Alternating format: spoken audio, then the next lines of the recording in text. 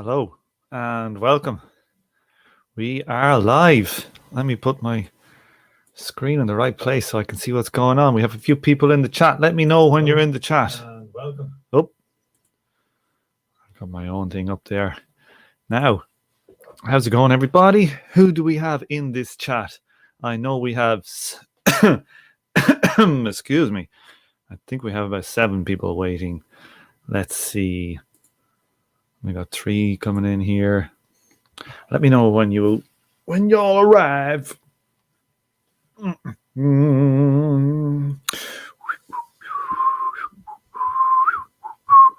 YouTube says 7. We got Steel Toe Communist. That's right. How it going, Steel Toe? There we go. Where are you at, Steel Toe?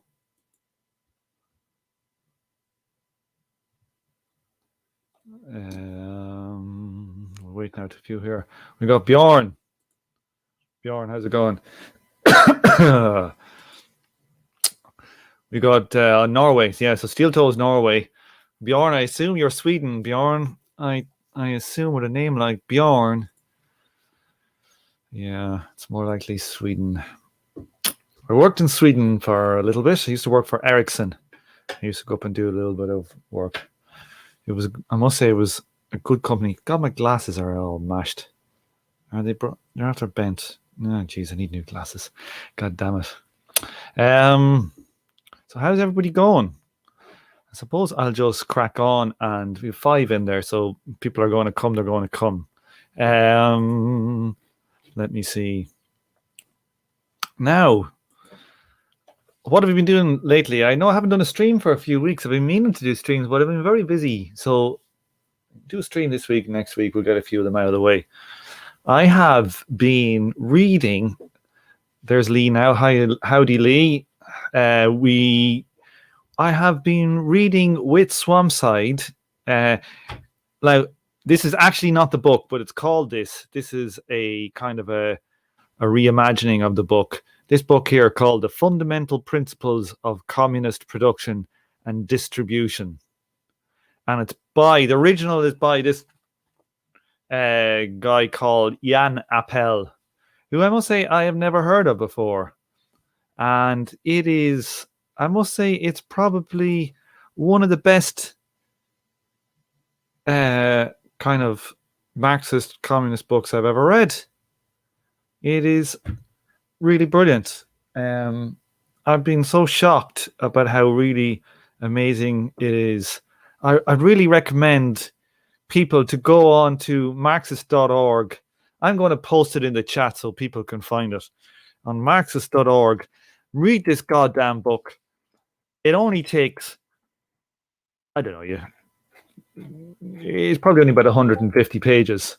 I'm going to put it in the chat here. Do they allow you putting links in the YouTube chat? Okay, so there's the book there. This is I think a translation of the first German edition from 1930. Don't try and buy it online yet, because I don't know, there's some kind of dodgy versions out there. But yeah, so it's a fundamentally brilliant book. It's like a political economy of communism, socialism, whatever you want to call it. And it's not a kind of a utopian book. It's not like, a kind of a one like Cockshot did in his scheme, or I wouldn't even go so far as to say it is like Paricon. I haven't read the Paricon one. I've looked at it, but I haven't read it in detail. There are other kind of,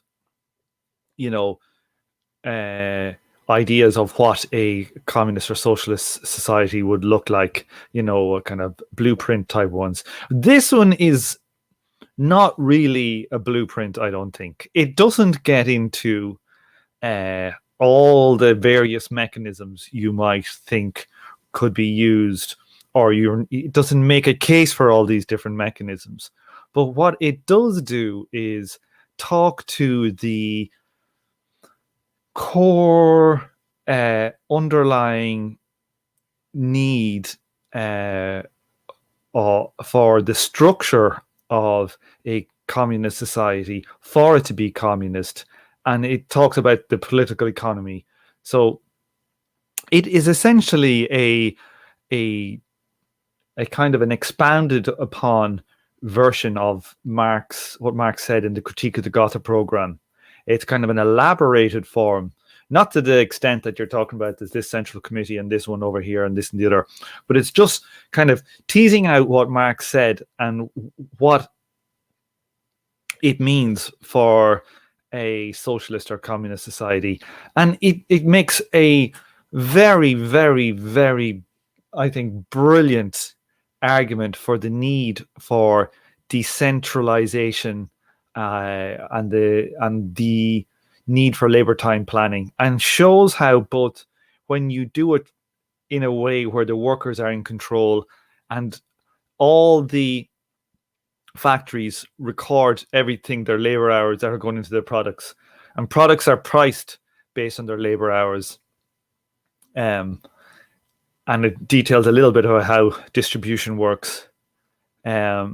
It shows how when you fundamentally set it up on the correct structure, that, my God, this idea of Marx or Engels, where it's like, this tendency towards a higher stages of communism, it actually details exactly what they meant by that when you talk about labor time planning. And it's fundamentally brilliant. Like, it splits up the economy into two sectors, essentially. You have your productive sector, your productive sector making products or services that are considered productive. And then you have like a sector where it's kind of built more on a communism type basis, whereby, like, say, currently under capitalism, everybody gets a secondary school or a primary school, in the West anyway. And it kind of splits the economy up into the sectors which are basically based upon need, and then the sectors that are based upon, production and private consumption. And it splits these up in such a way that you essentially ended up with a kind of like a communist tax, right? And the communist, the rate of your communist tax rate is essentially, when you analyze it, it's essentially an indicator for how far you have gone on the way to communism. And it's extraordinarily elegant. And it's undoubtedly what Marx and Engels were getting at. And we're doing a 3 or 4 part read of it on Swampside Chats. And, so that'll be really interesting. We've recorded 2 parts already. There's 2 more parts to come. Now, I know the book has nearly broken Esri's brain. She had to take up smoking weed again for the first time in 6 months. She got through the pandemic. She got through like the election. She got through like moving to Arizona. She got through, the madness in the. She got through an impeachment. She nearly got through to the second impeachment. Got through the madness in Capitol Hill. But it was this book which broke her. But I find it really quite easy to read, and I'm one who really complains about reading the style of writing, and I found it extremely elegant. So I don't have a problem with its writing style. I would recommend it to people to read. But it has this idea then, this like factor where it's basically like, it's essentially like a communist tax rate. And if you kind of think about what communism would be like, end stage communism would be, if you think about it like from a way we think about stuff now in a capitalist system, it would be like 100% tax rate, right? Where you work, okay, and you don't get any wages. It's just all taxed. But then everywhere you go, everything is free, And that's essentially what communism would be. It's basically 100% tax rate. Everybody shares an equal wage and it's 100% tax rate. obviously there's political freedoms and all that kind of stuff, but we're just talking on the economic scale at the moment. So like that is a very intriguing way of looking at it, and I think it's correct. And like, so not only if you have this kind of like a commie tax rate, you can actually look at your progression. And as society deems certain things to be based upon need, say we had a revolution in the morning, we might say, well, food is based on need. You might say housing is based on need. You might say schooling or whatever, education is based on need, and healthcare. Maybe you start like that. And then as like people say, well, what about books? And they might say, well, books should be based on need. And you would shift that from a kind of a productive firm where it's getting where it has to reproduce itself based on its sale of its books or whatever, and you can shift that into basically a based on need based firm that basically supplies and just has loads of books, and you can just go in and take them. You don't have to pay for them. And at that point, you shift from one into the other. So the cost to society of making that stuff free is basically like added into your commie tax rate. And you would expect, like under a social system that's based upon, this idea of, a council or communist, an initial socialist phase, whatever we're going to call it, going towards a higher phase, like that their tendency would be for when people see how good it is for stuff to be basically free and equal for everybody, that you would have a tendency for this thing to tend towards communism. And that's the general idea that Marx and Engels are made. And it firmly grounds the political economy in such a way that's, what's so brilliant for it is that it's what would I say? It's decentralized, and you can see it's based on open information. I'm giving a broad overview, so I don't have to get into the guts of it. Not that it's much more detailed than what I'm saying, but oh god, I'm about to lose my train of thought. What was I saying? God damn it! Somebody help me out. What was I going to say? God damn it! Right, it's gone. We'll come back to it. Maybe it'll fly into my brain again what I was about to say. I know what I'll do. I'll go back. I'm going to mute my audio. I'm going to go back to the live one, and then I'll be able to see what my train of thought was, and then I'll get back to it. 1 second.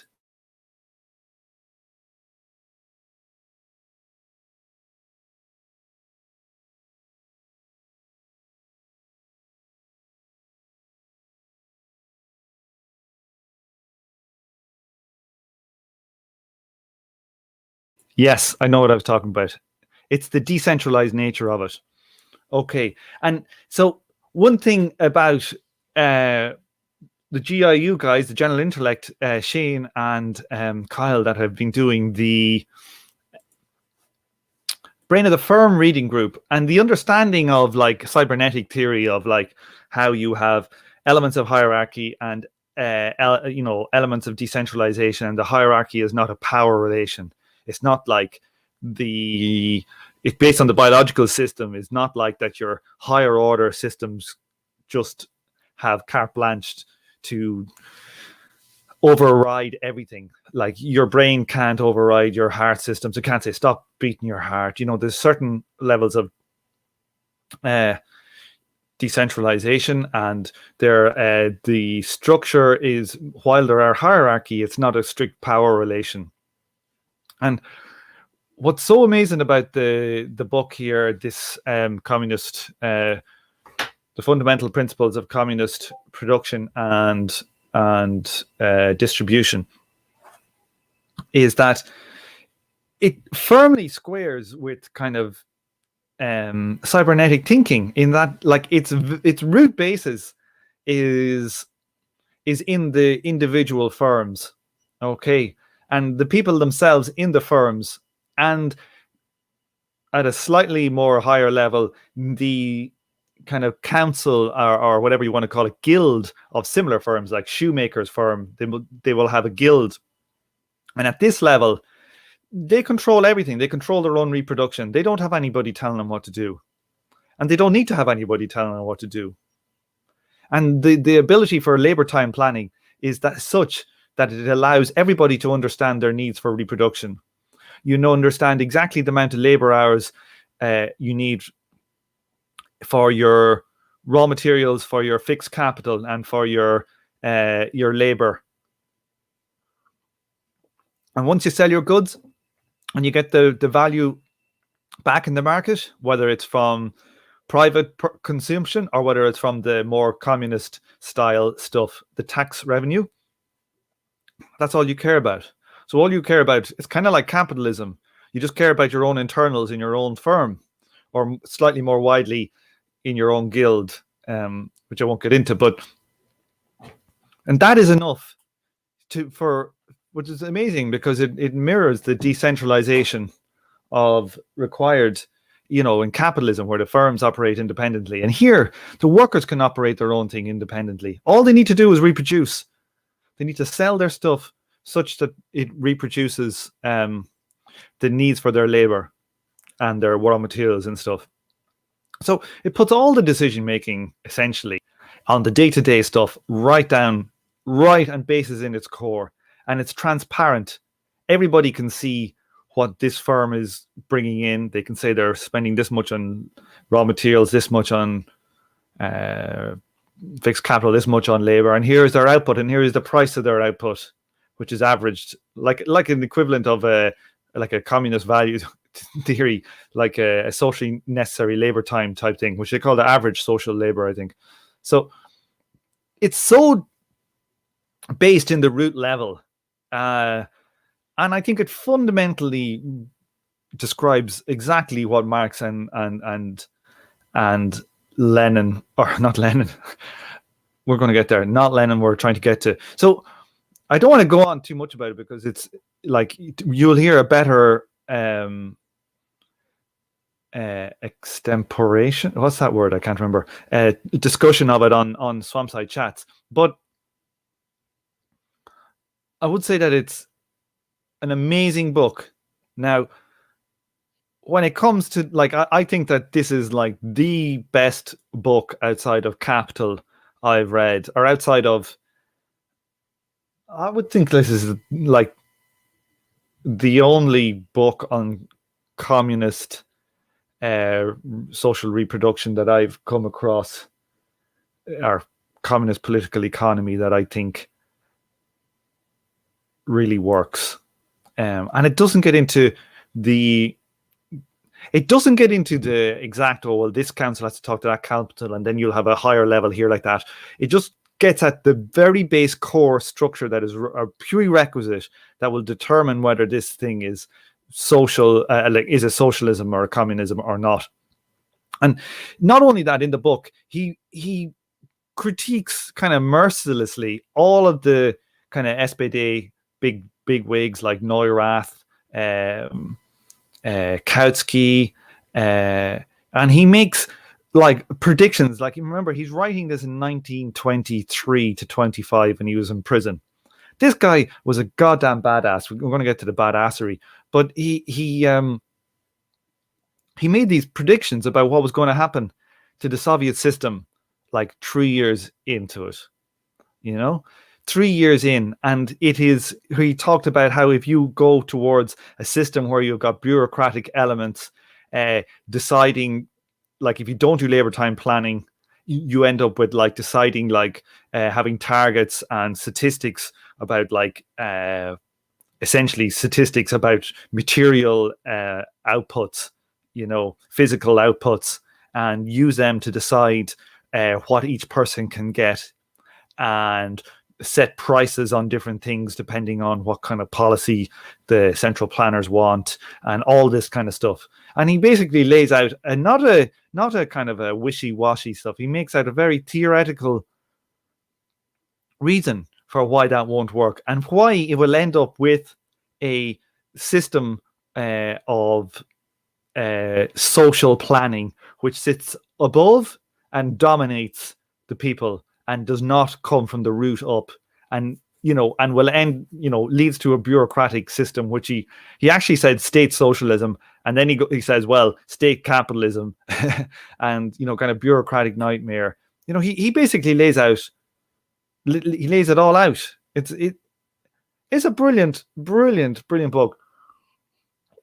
So this, I was just kind of reading, listen to, this guy is a badass. In 1920, he was on the KAPD, which are one of the communist parties of Germany, the Council Communists, I think.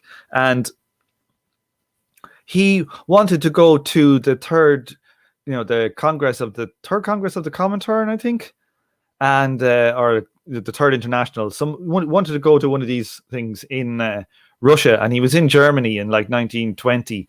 And what he himself and his dudes do? They went and they stole a ship. Let's get the name of this ship. This is cool. This guy's a badass. What did they do? They wanted to go to the second Congress of the Third Communist International in Moscow, 1920. To get from Hamburg via Murmansk to the Congress, Appel, this guy's name, Jan Appel, this is a pseudonym, but his writing pseudonym.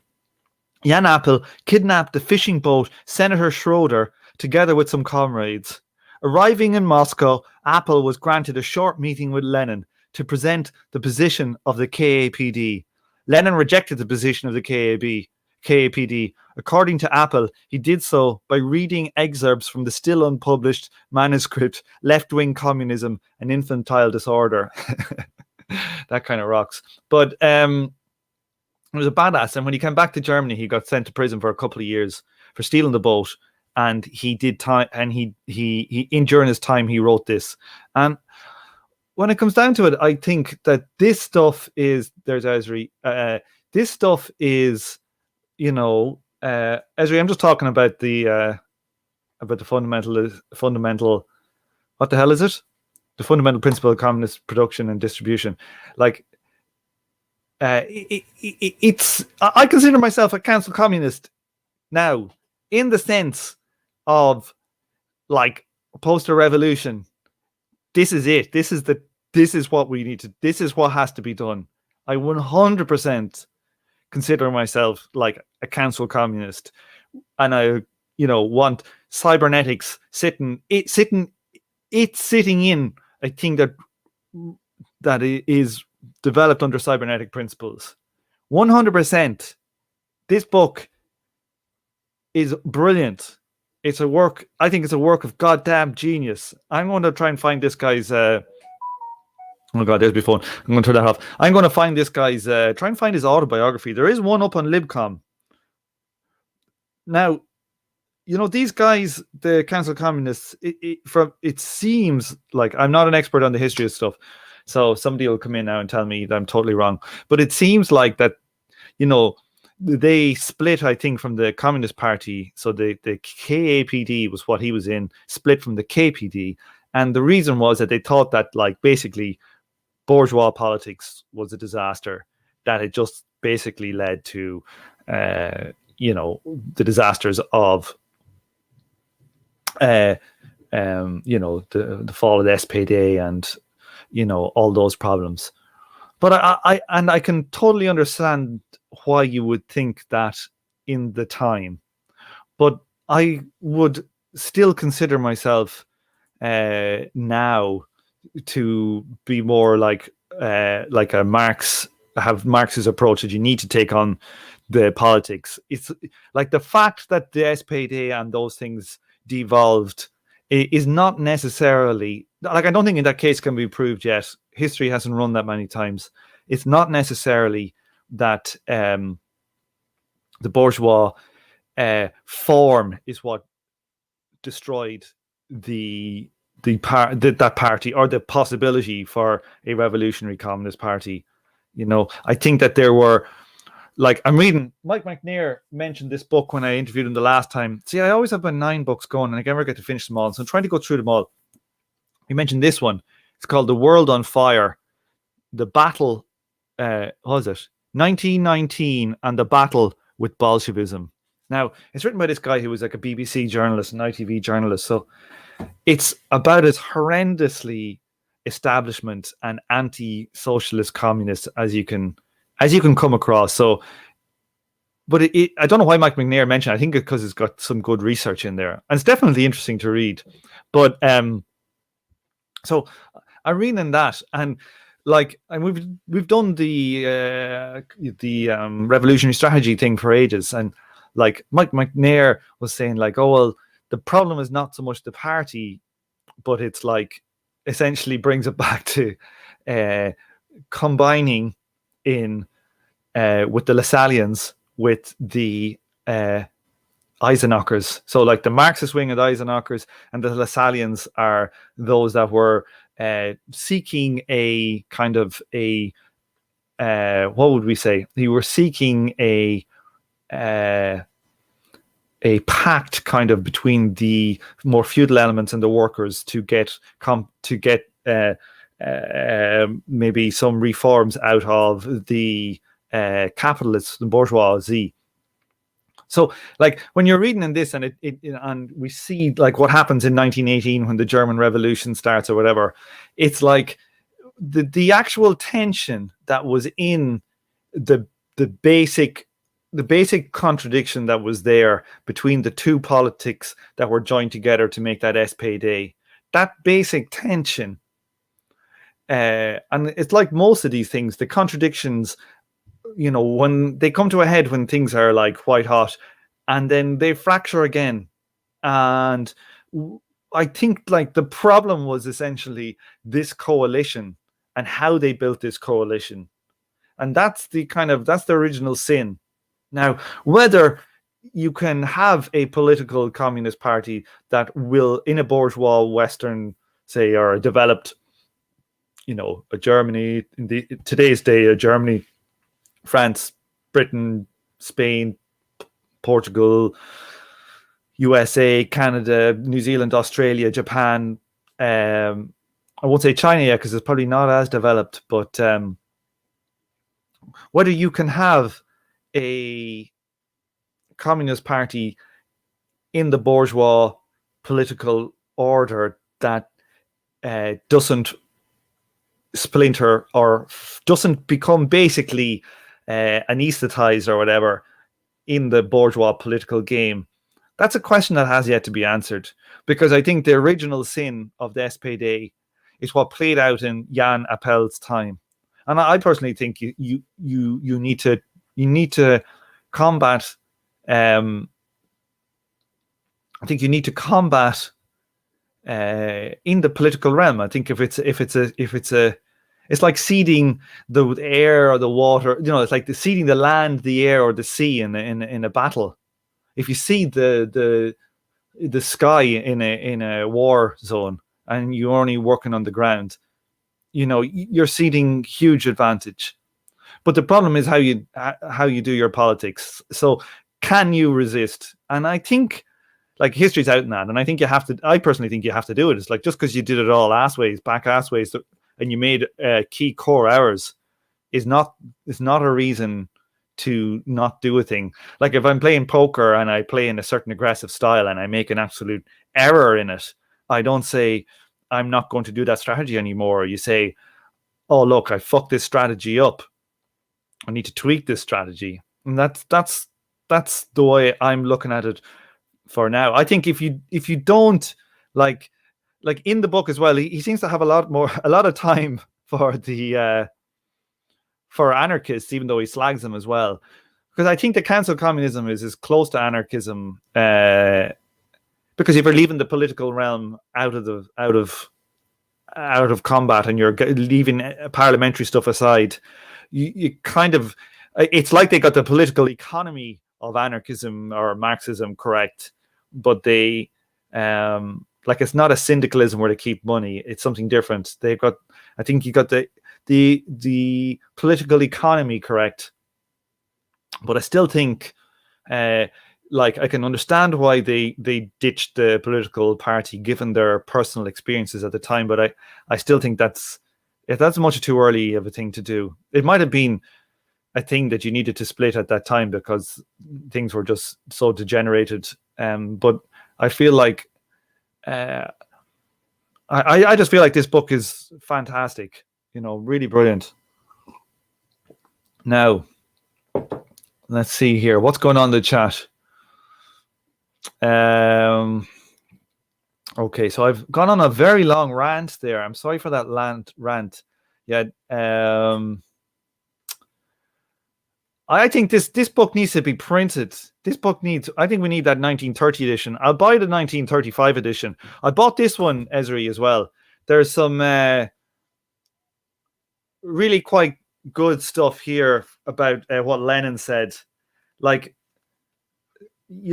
just the stuff that has been, that the guy says and the critiques in there are so on point. And let's read something here that Trotsky said. Right, this was in talking about the new economic policy, NEP, and this is at the 12th Party Congress. By exploiting the laws of the market and influencing these laws by the powerful machine of our state industry and expanding the basis of the planned economy to swallow these markets, we can rightly claim that the development of our socialism will consist in a series of dialectical victories which the new economic policy will win against itself with the help of its own methods. Yeah, good luck with that one there, Trotsky. Yeah. There was only one person was dialectically defeated there. Only one of them. I'm trying to find here. There was another quote here. There's one of Lenin. This is Lenin on this idea of getting towards, a state socialism. And today, like like people like Michael Roberts, they still talk about we need to nationalize the Bank of England. Like, whatever. I don't know what to think of that. It's like literally people are using the same analysis that Lenin said in 1917 that is proved to being totally insufficient or just plain wrong. This is Lenin in, I don't know what year. Let me check, see what year this one is. I think it's 1917. A single state bank, the biggest of the big, with branches in every rural district, in every factory, will constitute as much as 9/10 of the socialist apparatus. So the bank is going to be 9/10 of the socialist apparatus. Good, grand, yeah. This will be countrywide bookkeeping, countrywide accounting of the production and distribution of goods. This will be, so to speak, something in the nature of the skeleton of social society. I think Lenin got one thing right there that Jan Appel would agree with, that the nature of bookkeeping is central. Bookkeeping, but not in the sense that Lenin is going to have. Like, a bank like the state bank is not an open, transparent organization. The information is not there for everybody, So and more. This is another one from Lenin. This is from 1918, March 1918. Listen to this one now here. The revolution has only just smashed the oldest, strongest, and heaviest fetters to which the people submitted under duress. That was yesterday. Today, however, the same revolution demands, precisely in the interests of its development and consolidation, precisely in the interests of socialism, that the people unquestioningly obey the will of the leaders of labor. Like, that shit is diametrically opposed to, like, what Jan Appel and the Council Communists are talking about. And I think that they're correct. I think that they're wholesale correct. Yeah, I'm just... yeah, it's fantastic. Everybody's on about this new Adam Curtis documentary. Like, people need to get their heads out of their ass about Adam Curtis, man. I like, any of the ones I've seen, they may contain some interesting information, but all in all, the guy is a shyster. Like, he's linked to Spite. His talk on cybernetics, his ones on cybernetics, I think they hardly even included Chile, and Stafford Beers worked there. One I saw on like was it A Century of the Self or something like this, where they make out that Tony Blair and Clinton had these idea for like perfect calculation and balance of risk. Like, all of that is rubbish. That may have been the propaganda that they were putting out forward. The think pieces like David Cameron's. What was it? Or George Bush's compassionate conservatism, or what was David Cameron's rubbish? It was like about the good society or something like this. Like, that's just all PR rubbish. Like, and to take these people's PR rubbish on the terms like that they actually meant it. It's like, give me a break. Like, he puts all these like bourgeois right-wing people as if that they have like that their theories were just kind of wrong, and I made a mistake. Oh wow, sorry about that. My theory was wrong. These people are knowing what they're at. This is like ideological cover for stuff that they do. And I think people need to get their head out of their ass about Adam Curtis. He's linked to these Spite people. Man, Spite are a joke. They're a joke. Brendan O'Neill is like, he is a sorry, pathetic joke. He is not of the left. This guy takes $500,000 of coke money. And Adam Curtis is running around in these circles. Is like, you want to know why the only vaguely commie shit you can get in the BBC is Adam Curtis, is because, it's stuff that has performs its ideological outer limits of what is acceptable to say. So I'm not. I may or may not watch it. I'm certainly not eager for it, and I've yet to see something of his where I went like, that's pretty good. Like, and I would really caution people to critically watch his stuff. Absolutely critical watch his stuff. Yeah. Anything else going on here? What are people making of the impeachment?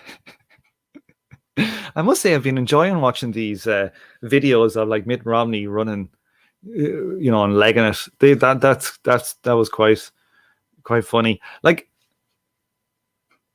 I've always kind of gone on about like I used to like watching Jimmy Dore because I thought he was like a good representation of what I thought was like a Green Party type independent kind of person. And maybe I'm right. Like, he did an explicit kind of red green alliance or red brown alliance type stuff by interviewing those Boogaloo boys, which, honestly, I was a bit surprised. I don't know. Maybe, people have said it to me. That's what he was. I was kind of a bit skeptical, but like, it turns out he was. But like, that's interesting because I suppose so much of that Green Party, independent type voter stuff, I suppose when you break down what their politics is, they are essentially typically a mix of kind of right and left stuff. Certainly in the UK and Ireland, the Green Party is essentially like a middle class party. It's not really a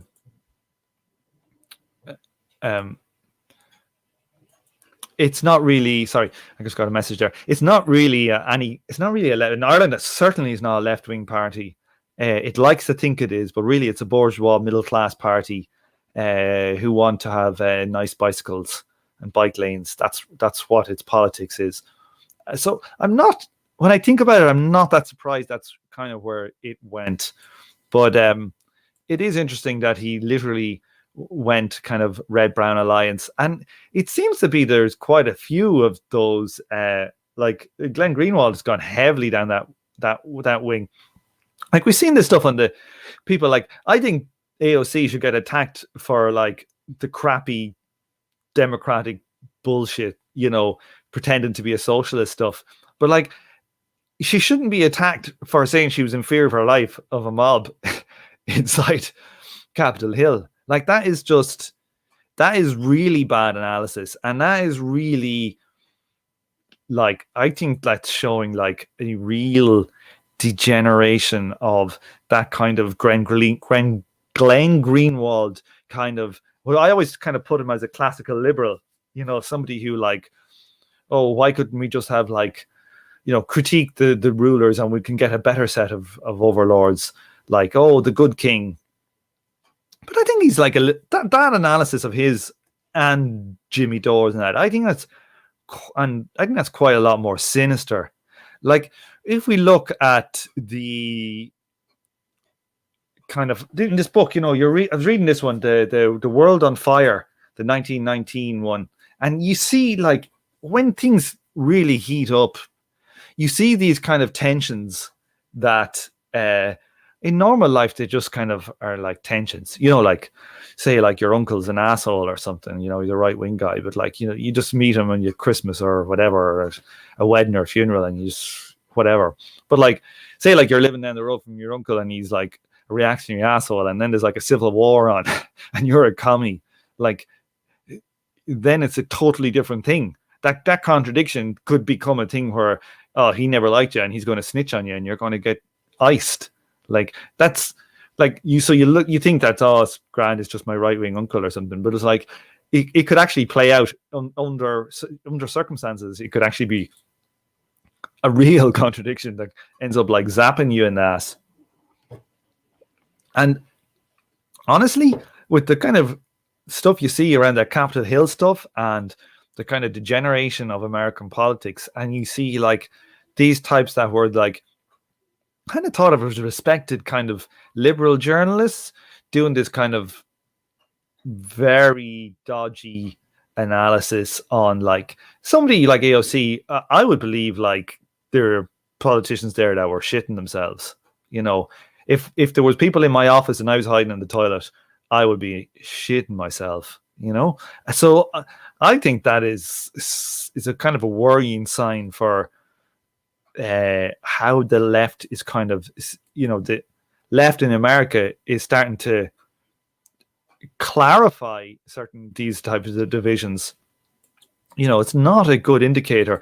The other thing I would say is like, it doesn't look like that the American, the Republican Party is likely to vote Trump to be impeached, which I think it seems to be kind of showing I don't know if there's a split in the Republican Party. Somebody in America can tell me this better, like, but it seems to me like that there is a kind of like nearly a split between the Congress Republicans and the House of Representative Republicans. No, actually, I'm not being clear there. I'm not going to say that. But I think that there's it looks like they won't. So it looks like the Republicans won't split. So let's think about like what that means in respect to how Marx talked about the 18th Brumaire, just like kind of a game theoretic approach. It's like, if people are like, if the Republicans see that there is not a actual real reaction from the bourgeoisie and the state apparatus against the party and that wing of the party, they're going to be emboldened. And the next person is going to happen again, and it's going to happen probably on a greater scale. They show that they can get away with it, so they're going to keep pushing it. It's like having a bully or something. If the bully is like hits you a belt or something, or steals your food, and nothing happens to him because of it, you don't get him back or something, you're going to keep on doing it, and they're going to keep doing it up until the point of, no return. Sometimes it'll have a dynamic of its own. So I'm like, I wasn't sure that they would split, but I thought there was a good chance that they would split. And it looks like that. I think if I was betting man, I'd say no, it's not going to split. And I think you're going to see that wing of the Republican Party be emboldened. And I think we're going to see the Republican Party shift. I think it's quite likely the dynamics are that we will see it shift to a, I know like people say that economically they may be in like a very right-wing party, but a different party than the party of George Bush or even Ronald Reagan, where it's literally taken over. It's not taken over by right-wing establishment people who are exploiting a certain segment and feelings of certain segments of the society to maintain their power, it's going to be like they're going to start losing, the establishment rulers are going to start losing their power and going to start losing control on the party. And I think that dynamic looks like it's the dynamic that's set in. So that the only difference between Glenn Greenwald and Dave Rubin is that Dave is more honest. Well, I think Glenn Greenwald is more intelligent. Let's say that as well. But if you ever wonder why, like, Glenn Greenwald is the one that gets on like shows like what's that show with that really annoying is it HBO, like the Democrat guy with the kind of balding slick back hair, atheist guy. What's his name? Anybody? Has he got an Irish name? What's his name? Somebody in the chat tell me. But and Glenn Greenwald goes on Fox News and stuff. And like, to be honest with you, it's kind of made me think about like I always thought like Julian Assange was one of these liberals, but like Julian Assange plays that kind of anti-imperialist, kind of more libertarian, and like that devolves, like that stuff just devolves, and it devolves into what Glenn Greenwald and Jimmy Dore look like they're devolving into. So like it seems to, I've been actually a little bit shocked by how far bad their analysis has gone on something like that. That, like, I think that's a red warning flag on your dashboard. You're driving your car, there's oil leaking from your from your engine. Like that libertarian, anti-imperialist stuff, that's feeding straight. And they're making the case for, like, I suppose that is our politics. Like, it's the politics of Patron or something like that. It's the politics in Ireland of Fianna Fáil. It's like a kind of Labourite corporate party merger, there you go. Glenn Greenwald going to Brazil, getting himself a young 18-year-old boy on the beach, shacking up. Who would have thought? Bill Maher, that's it. Bill Maher, yeah.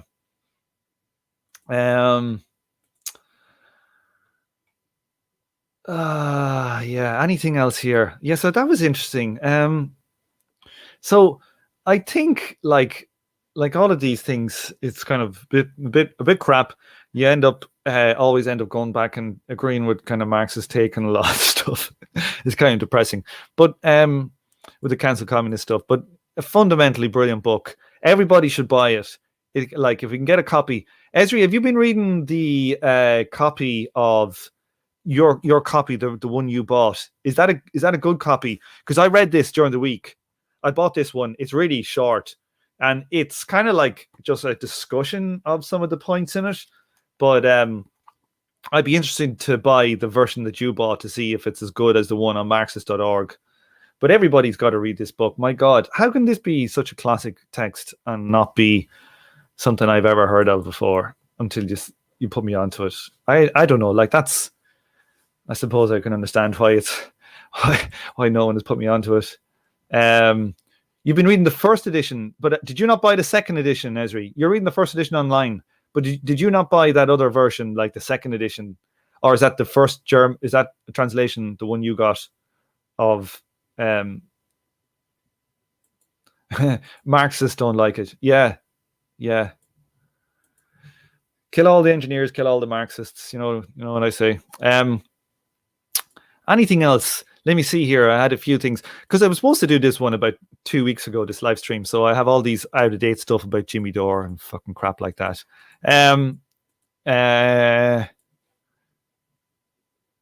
Yeah, I'm going to buy the second edition too. I think it's such a goddamn good book. I'm going to have to read it again. Yeah, if anything else, anybody got any stuff in the chat now? Come on, hit me with some stuff. I'm struggling here. What have we got? Have we got anything in the Discord? Did anybody ask me a question in the Discord? Oh yeah, like what do people are making about the coronavirus? I'm loving the coronavirus stuff. To be honest, well, no, that's a sick ass thing to say, but it like it looks like the. How come there's no American? How come there's probably some like really bad American variant? How come it's only like Brazil, South African, and Brazil, South African, and where's the other one? UK variants. There's bound to be one in America with all those millions of people with it. There's bound to be some really toxic one that's kind of spreading and going to do some damage. But it's like the Oxford vaccine is only 10% effective, apparently, against the COVID variant from South Africa. So it essentially only works as kind of like a medicine. It's kind of like, will it be alleviate the symptoms? You're less likely to die, but you still get infected. So I think it is a good chance that we could actually see the inept strategy of do the least possible until we get the vaccine could actually be defeated by the mutations of the virus. So apparently there's another vaccine. There was one, I think it's in Bristol in England, that is now, I think I have this straight, that it's only, I read this like last night or the night before, that it's mutated so much that it's essentially similar, like apparently which is very interesting, this like idea of kind of convergence of evolutionary convergences. So like I think, like the way that there used to be like a dragonfly in I think it's convergent evolution. There used to be like a thing that looked really like and operated exactly like a dragonfly back in like the Jurassic period or something, but it wasn't. It was a completely different lineage of insect, completely unrelated. It's extinct now, and it looked and did exactly the same stuff as like or looked and flew and everything like a dragonfly. That we're seeing like emergence of strain, I think in Bristol, that is very, very similar to the South African one. Now I could have that wrong, and it's since spread. They've sequenced it in 79 times in the UK across a different number of locations. So we could actually see that the vaccination strategy will largely not work, which is very depressing. And like, it could take 2 or 3 years of that vaccination strategy not working. And it looks like herd immunity mightn't even work, because the mutations might be so big that they won't actually give you herd immunity. So, and because of the new variants, like the vaccinations won't even give the herd immunity either, so that we will still have it in the community, even though we were all vaccinated, still spreading fairly widespread and mutating even more, to the extent that maybe there'll be a really bad mutation, but it's like to the extent then that you will eventually, maybe after 3 years' time, have to go for a zero COVID approach. I don't think that is like beyond the realms of the doubt. I'd say there's like a good 5% chance that in 3 years' time we'll actually go for a zero COVID approach, and a real one, and everybody will just have to lock down for 6 months. But like, and each year, apparently, I was listening to some stuff on some guy talking about the geopolitics of China and America, and that like China's back to like 5 or 6% growth already, and like the US or Europe are like in negative 3% or something. So like they were supposed to be like on one of these measures, like overtake the US economy in 2026 or 2028, but like that's predicated on like 6% growth versus 3% growth, but now we're getting like 6% growth versus minus 3% growth. So we're seeing like 3 years like catch up in a year. So like literally by the end of next year, China could be bigger than the US on all, I think it is on all the major kind of, PPP, was it purchasing power, parity, purchasing power, whatever it is, or even like I think even just crude GDP measures. So like we're going to be in for some goddamn fun times. We're going to be in for some fun times, and let's see how long this COVID shit rages for. Talk about how long the COVID shit rages for. How long will this stream last for? I don't think I've had anybody ask me any questions here. Let's see. Let's go into the chat. So yeah, somebody's here going on about like Heidi Matthews believing the full legalization of pedophilia. Yeah, I don't know what the hell, but I would like somebody's been on to me to ask Mike McNair about the CPGB stuff. Like they have a thing on reducing the age or something like that. I don't know. Like if you're asking me, the last thing, like just look at the shit that's going on in France with all these intellectual socialists. You know, how many of these fucking French intellectuals and, you know, commie intellectuals, left-wing intellectuals were like, had very bad abusive relationships, you know, wanting to have like pederasty relations with like 13-year-old boys and girls and stuff like that. So it's really screwed up stuff. It's like I think people can make arguments from anthropology and make them make an argument that might sound reasonable, but behind an awful lot of that is I don't know, a lot of the times there's a lot of like motivated reasoning and any of that. Like, I don't know.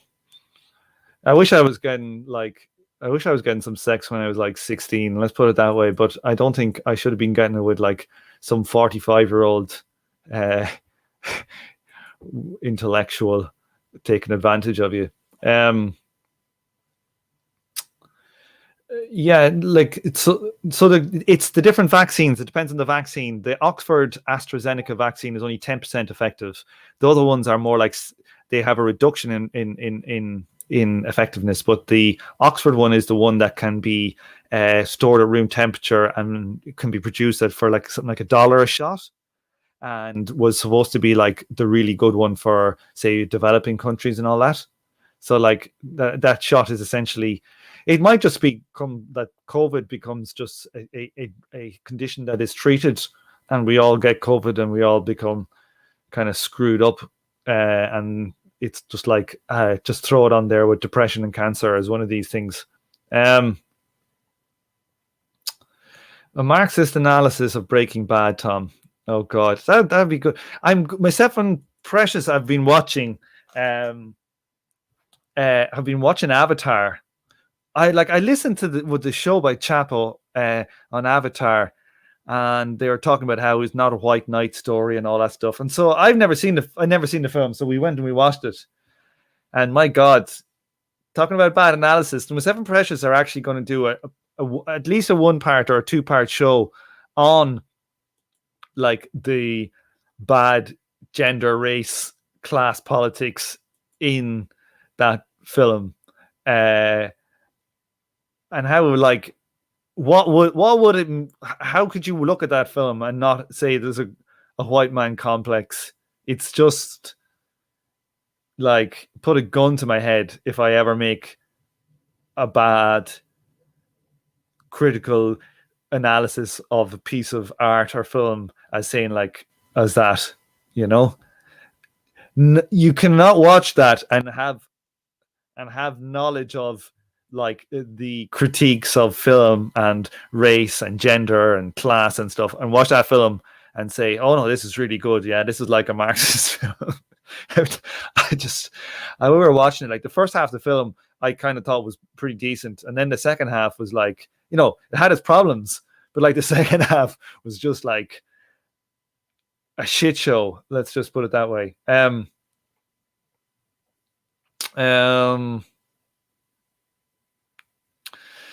Yeah, that is Cameron's Avatar. Yeah, I'd be interested in watching the sequel though. Right, I'm going to wrap up. It's been 59 minutes, 57, 59, 60, 1 hour we've been in. I can only do an hour on these things. When you're chatting all yourself, it's better off just talking to other people. Let them do the talking. I end up with a dry mouth. So I've been watching Babylon Berlin on Netflix. What's that about? What is Babylon Berlin? I haven't heard of that. There will be no use for Marxist critiques of art after the revolution. There will. There absolutely will after the revolution. That's wrong, Chris. I'm going to disagree with you there. Yeah, we're still going to have remnants of capitalist forms and feudal forms in our modes of thought or operation. Our fixed capital is going to be in shitty designs. Our social relations, our housing structure. We're all living in atomized. Like all my neighbors on the street here, like I see them on the street at odd time. It's like we're all living like these specifically designed architectural structures to isolate us and not have communal living, not have shared experience, not have like help with childcare, not just sitting in front of a fucking television and getting, state socialist propaganda. We'll definitely need to fight all these forms, an ongoing battle. Politics will not end after the revolution. It'll change its form. Thoughts on the Kinahan stuff? Yeah, like I don't know how many people are following this, but one of the biggest drug dealer in Ireland. He's got like a big, this guy's a billionaire, I think, apparently. A big heroin and cocaine import-export business, both dominating the Irish market, and also I think it's like a trade route for bringing coke and heroin into Europe. I think it's probably more coke bringing into Europe and weed from but I think like Africa, some of it, and also like North Africa, I think it comes, and also from like Colombia and all that. And he basically is running he has this boxing promotion company that is like probably one of the biggest ones in Europe, and they're bigger in the boxing management area where they manage fighters. So they manage a lot of the world's biggest fighters like Tyson Fury. Like most of the British top fighters are signed with them. Like I would say 50% are their management is through them. So other fighters like Billy Joe Saunders and all these crowd. And he's basically washing his drug money through this kind of like Abramovich does. They buy Chelsea, is dirty money that they got the Russian oligarchs come to London, and they buy a fancy football club and throw $1 billion at it. And that's essentially what he's doing. He's trying to wash his money and wash his image. He can't even live in the state of Ireland now. He had to flee and live in Dubai. There was a boxing show it must be 3 years ago now. Maybe it's 4 years ago in Dublin. There was a weigh-in. And so there's been two major gangs in Dublin. There's the Kinahan crew, and then there's can't remember the other one. One is from the south side and one's from the north side, north inner city. And they wanted to. One of them had a hit on them, and they wanted to do a retaliation hit on the guy Kinahan. And they went to the weigh-in. It was in like a hotel in Dublin, and like these two guys dressed as like cops went in with like rifles, or I think they're rifles. So they could have been AK. I think they were like AK-47s into the weigh-in, like in the hotel, and everybody's like, the guy's up on the scales, literally doing this, and his family and kids are there, and it's like next thing, like two guys shot two guys I think killed in the foyer was like Kinahan's right hand man. The footage is all on YouTube. Like you can look it up. It's probably hardcore stuff, and yeah, so like those guys are completely dodgy. Like they are scum of the earth type. Like they are like the drug scene in Ireland, like in Dublin, is grim. Heroin in Dublin is grim. Like, there's nothing like it in London. Like London is like, you very rarely see like heroin addicts like wasted, or it's just it's just different. I think different drug like crack or maybe coke or people are doing here. But like in Dublin, it's like the central of Dublin. It's just like really, really badly messed up people on heroin all over the place.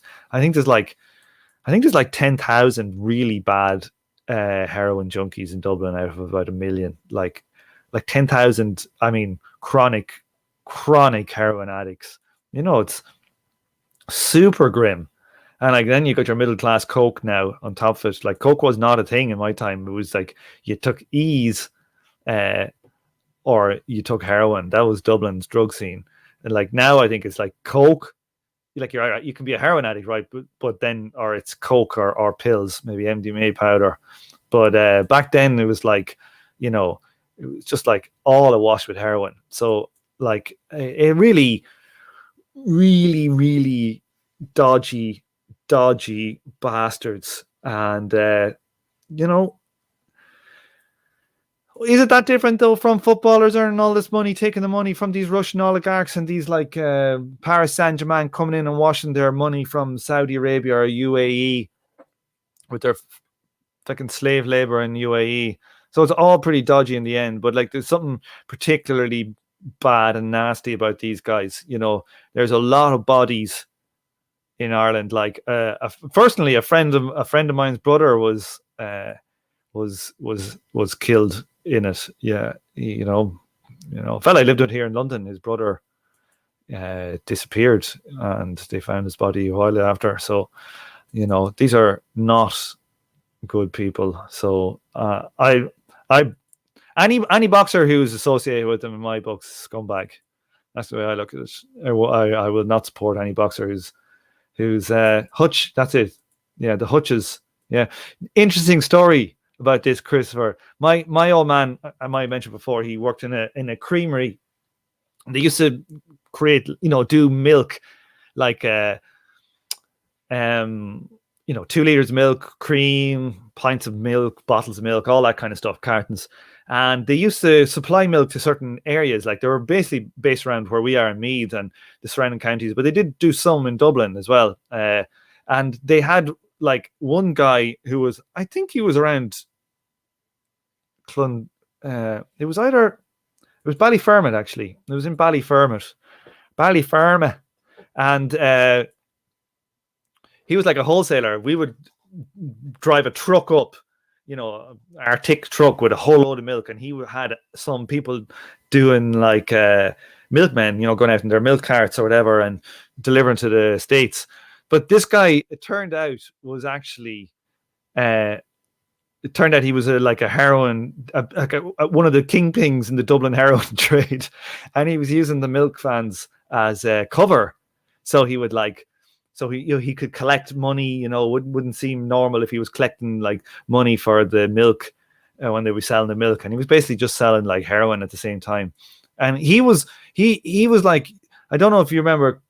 Chris is like, Christopher, you're from Ireland, like, but I think it was the Daily Star or one of these. They used to have or the Sunday World, and they'd have like, all the different drug dealers with their different names. There was like the Penguin, and there was like, literally they all had, I can't forget all the names now, but like this guy was one of them at the time in like the late 90s. There was 5 or 6 of them, and he was one of the name. It came up. And there was like a picture of him on the paper, like this is one of these drug lords, and we're like down in Appel, in the bog, looking at this, going, "Jeez, that's your man Christie," and we're like, "Holy fuck," yeah.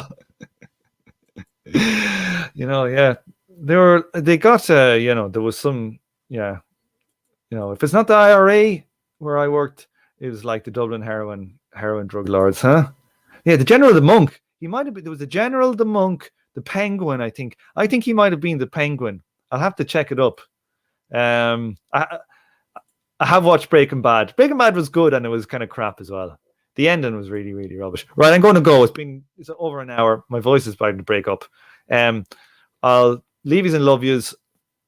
Saturday we're back with the Next Understanding reading group. I have just dropped the premiere there tonight. I have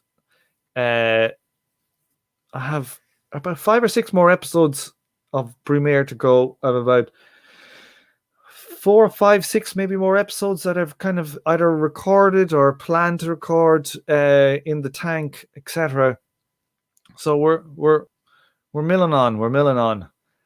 Leave us and love yous. Thanks for coming into the chat. So long.